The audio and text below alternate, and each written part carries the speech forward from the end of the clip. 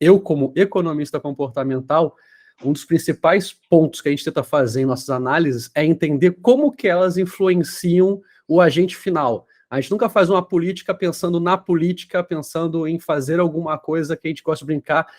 Esse projeto aqui, ele está no vácuo, ele está sendo feito por fazer. Ou então ele tem um objetivo lá que não agrega o comportamento humano. E é isso que eu faço, assim, profissionalmente, na área. Se eu fosse fazer uma fala mais acadêmica aqui, seriam outros conceitos, mas no dia a dia, a importância dessa comunhão entre o que eu faço da análise econômica, que é pegar os dados,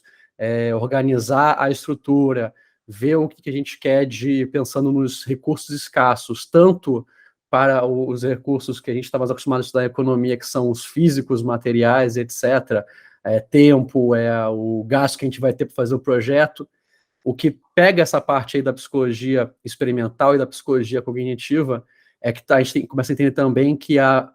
capacidade de cognição das pessoas que vão ser impactadas por o que a gente está fazendo, nosso trabalho, também é escassa. Então a gente tem que pensar nisso. A minha especialidade principal é na teoria nudge, que é justamente a gente entende em que as pessoas têm esse déficit operacional de cognição, que a gente não consegue estar retendo toda a informação perfeitamente, e a teoria nudge, ela foca, então, já que é tão complexo, você quer que a pessoa siga pelo caminho que você acha que vai ser melhor para ela, aí pensando em marketing, siga no caminho que vai levar o produto que você quer vender a ela, a gente pensa em, poxa, vamos tentar facilitar para ela isso. O que a gente pode mudar no contexto, sem obrigar ela a trabalhar mais, sem obrigar ela a ter que tomar mais decisões, a facilitar para deixar o caminho mais tranquilo para ela, e a gente entende que é assim, dado que a gente está trabalhando com uma coisa que vai melhorar a vida dela, ela vai